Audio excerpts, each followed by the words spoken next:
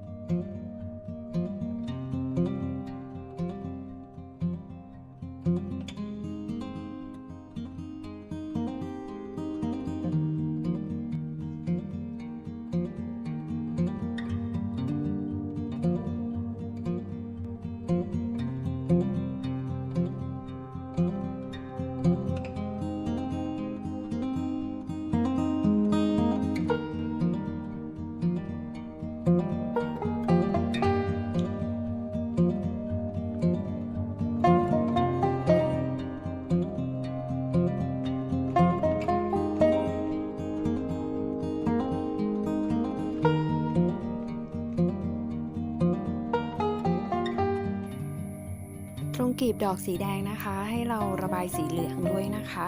จริงๆแล้วเราอาจจะระบายตั้งแต่ขั้นตอนที่เราพันผ้าเสร็จแล้วก็ได้นะคะ